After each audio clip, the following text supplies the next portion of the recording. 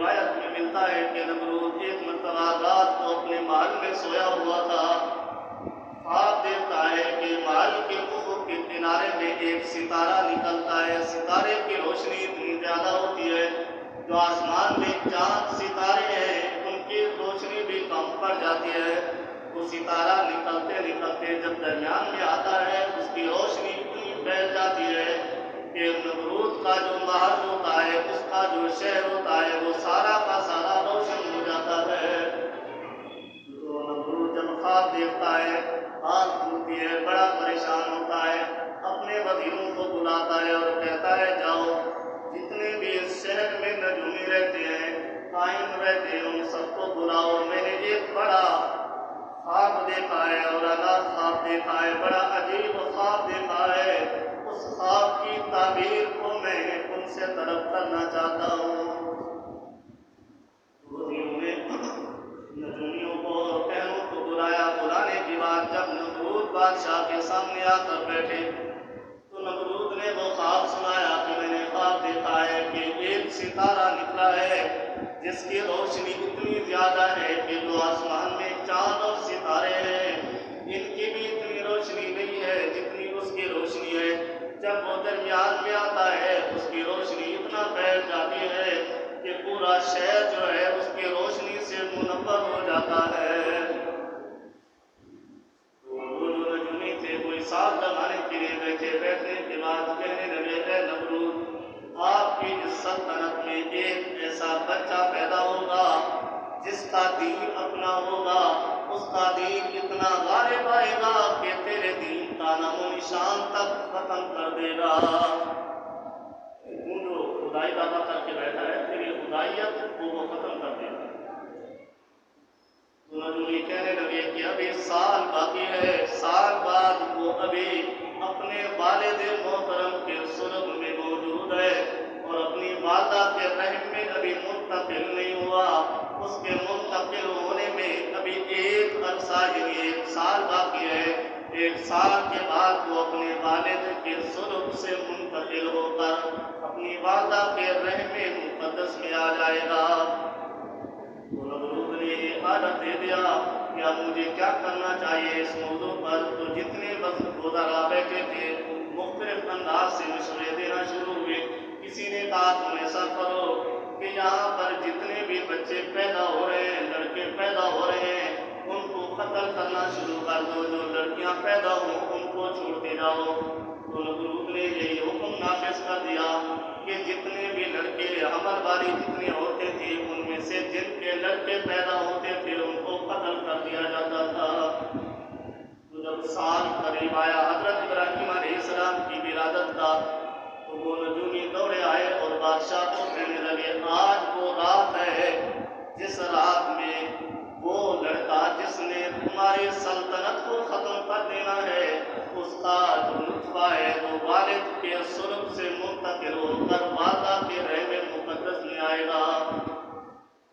تو نمرود نے یہ آڈر دے دیا کہ جتنے بھی اس شہر میں مرد رہنے والے ہیں سب کو نکال کر جنگلات میں بھیج دیا، سخت پہرا لگا دیا، آج رات کوئی بھی مرد کسی عورت کے پاس نہیں جائے گا۔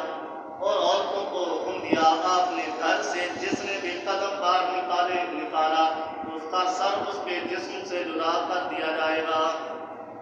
لیکن میرا رب ہے وہ حی یا قیوم ہے، وہ رب العالمین ہے، الرحمن الرحیم ہے، وہ جس کام کا فیصلہ کرتا ہے وہ کام ہو کر ہی رہتا ہے اور جسے چاہتا ہے وہ ذلت عطا فرماتا ہے، جسے چاہتا ہے میرا رب عزتوں سے نواز دیتا ہے۔ تو نمرود جتنی بھی کوششیں کرتا رہا جو میرے رب نے فیصلہ کیا ہے وہ فیصلہ ہو کر رہا۔ تو حضرت ابراہیم علیہ السلام اپنی والدہ کے رحم میں منتقل ہوئے۔ تو وہ میرا رب ہے کہ فرعون نے بھی اسی طرح سے سخت پابندیاں لگائی تھی۔ میرے رب نے حضرت موسیٰ علیہ السلام کو جب پیدا کرنا چاہا تو پیدا فرمایا، پھر حضرت موسیٰ علیہ السلام کو فرعون کے محل میں رکھا، حفاظت کرنے کے لیے بھی فرعون تھا، اور والدہ جو حضرت موسیٰ علیہ السلام کی تھی وہ حضرت موسیٰ علیہ السلام کو دودھ پلانے کے لیے فرعون کے محل میں آیا کرتی تھی۔ جس طرح اتارا وہ فرعون تھا تو ان لوگوں نے کتنا انداز اپنایا تھا کہ کسی طرح سے فرعون چاہتا تھا حضرت موسیٰ علیہ السلام پیدا نہ ہو اور نمرود چاہتا تھا کہ حضرت ابراہیم علیہ السلام پیدا نہ ہو. تو اللہ رب العزت کی معاشیت کے سامنے یہ کچھ بھی نہیں تھے. میرے رب نے جو فیصلہ کرنا تھا ہونا وہی تھا. تو جب حضرت ابراہیم علیہ السلام اپنی والدہ محترمہ کے رحم مقدس میں آئے اس وقت یہ نظام تھا کہ اللہ رب العزت نے یہ معجزہ یہ کرامت نافذ فرما دی کہ آپ کی والدہ محترمہ میں جیسے حمل ہوتا ہے پیٹ بڑھتا ہے آپ کا پیٹ نہیں بڑھا تھا. جب 9 مہینے مکمل ہوئے تھے تو روایت میں حضرت عبداللہ بن عباس رضی اللہ تعالیٰ عنہ ارشاد فرماتے ہیں کہ حضرت ابراہیم علیہ السلام کی والدہ محترمہ ایک پہاڑ تھا اس کے غار میں چلی گئی تھی. وہاں پر حضرت ابراہیم علیہ السلام پیدا ہوئے تھے. اس کے بعد واپس آئی اس غار کے آگے پتھر رکھ دیے تھے.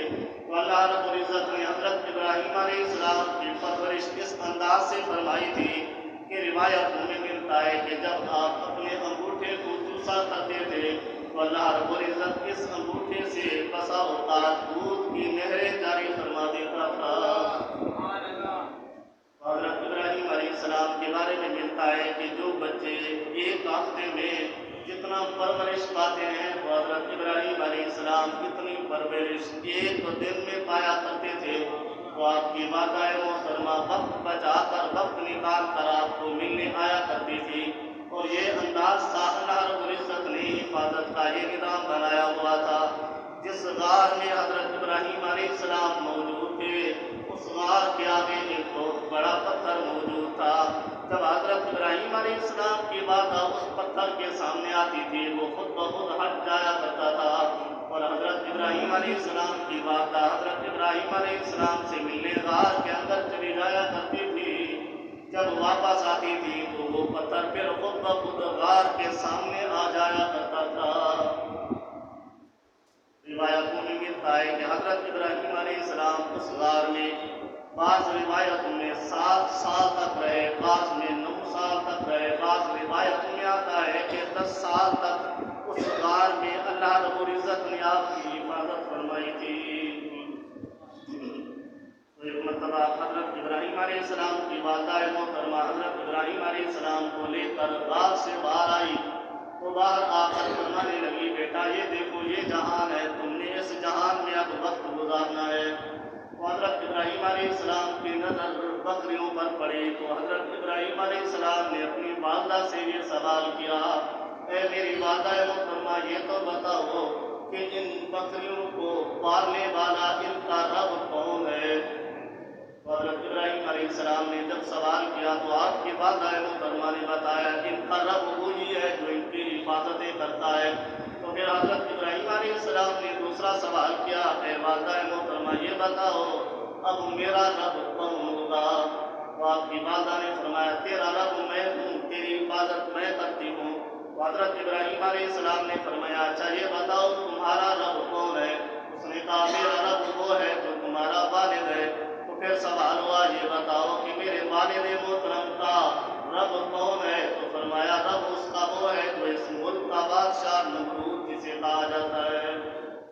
حضرت ابراہیم علیہ السلام نے اس وقت پھر سوال کیا اچھا یہ بتاؤ میرے والد کا رب جو ہے نمرود ہے, اب یہ بتاؤ نمرود کا خدا کون ہو سکتا ہے. ابھی عمر 7 سال یا 9 سال یا 12 سال, دنیا والوں کو دیکھا نہیں, ساری زندگی غار میں گزاری ہے اور اللہ رب العزت نے ان کی حفاظت فرمائی. تو اس وقت اللہ رب العزت نے ان کا وہ منظر قرآن پاک کی ان آیتوں میں نازل فرما دیا کہ کس انداز سے حضرت ابراہیم علیہ السلام لوگوں سے سوال کیا کرتے تھے اور پوچھتے تھے فلما جن علیہ اللیل راقبا, کہ سوال کرتے تھے جب رات ہوتی تھی جب ستاروں کو دیکھتے تھے تو عوام میں لوگوں میں مختلف انداز تھے. کوئی بتوں کی پوجا کیا کرتا تھا, کوئی نمرود کو اپنا خدا سمجھتا تھا, کوئی ستاروں کو اپنا خدا سمجھتا, کوئی سورج کو اپنا خدا سمجھتا, کوئی چاند کو اپنا خدا بنائے ہوئے تھا. تو حضرت ابراہیم علیہ السلام ان سے مناظرہ کرتے بتاؤ کہ تمہارا رب کون ہے. وہ کہتے ہمارے ستارے ہمارے رب ہیں. تو حضرت ابراہیم علیہ السلام فرماتے تھے یہ ستارے کیسے رب ہو سکتے ہیں؟ قال ھذا ربی، تو حضرت ابراہیم علیہ السلام نے فرمایا یہ رب کیسے ہو سکتے ہیں؟ فلما افل قال لا احب العافلین، کہ جب یہ ستارے غروب ہو گئے تو حضرت ابراہیم علیہ السلام نے فرمایا میرا رب وہ نہیں ہو سکتا جو غروب ہو جائے، میرا رب وہ ہوگا جو ہمیشہ قائم اور دائم رہے گا۔ ایسے رب کو نہیں مانتا جو غروب ہو جاتا ہے۔ پھر اسی طرح سے دوسروں سے آپ کا مناظرہ ہوا فلما رأى القمر بازغا، کہ چاند کے بارے میں جو چمکنے والا تھا ان کے بارے میں لوگوں سے سوال کیا تو لوگوں نے کہا یہ ہمارا خدا ہے۔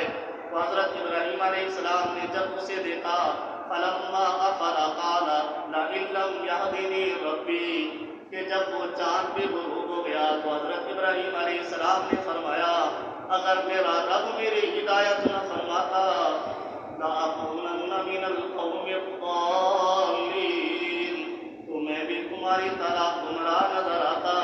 میرے رب نے میری ہدایت کی ہے، ان ستاروں کو اور ان چاند کو میں اپنا رب نہیں مانتا۔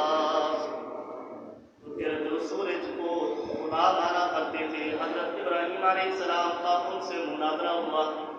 فلما رأى الشمس بازغا، جب سورج کو دیکھا زیادہ چمکنے والا، بڑے انداز سے روشنی دینے والا، کچھ لوگ اس سورج کو بھی سجدہ کرنے والے تھے۔ حضرت ابراہیم علیہ السلام نے فرمایا ھذا ربی ھذا اکبر، یہ تمہارے گمان کے مطابق میرا رب ہے جو بہت بڑا ہے، یعنی ستاروں سے چاند سے یہ سورج بڑا نظر آتا ہے۔ افلت قال یا قوم انی بریء مما تشرکون، جب دیکھا سورج بھی غروب ہو گیا تو فرمانے لگے اے قوم میں اس ہر چیز سے بری ہوں جس کا تم اپنے رب کے ساتھ اسے شریک ٹھہراتے ہو، یعنی ان چیزوں کو میں نہیں مانتا جن چیزوں کو تم رب سمجھتے ہو۔ سورج بھی رب نہیں ہے، چاند بھی رب نہیں ہے، ستارے بھی رب نہیں ہے، یہ تو وہ چیزیں ہیں جو میرے رب حقیقی کے تابع ہیں۔ حضرت ابراہیم علیہ السلام کا یہ قول کہ قال لئن لم يهدني ربی، تو میرے رب نے اگر مجھے ہدایت نہ دی ہوتی تو میں بھی تمہاری طرح گمراہ ہوتا۔ جو حضرت ابراہیم علیہ السلام نے بچپن میں وقت گزارا ہے تو میرے رب نے آپ کو نبی بنانا تھا، رسول بنانا تھا، آپ کو ساری ہدایت جو تھی وہ عطا فرما دی تھی۔ حضرت ابراہیم علیہ السلام اولو العزم پیغمبروں میں سے ہے اور جن کی یاد میں ہم ذوالحج کی 10 تاریخ کو قربانی کرتے ہیں۔ اللہ رب العزت کی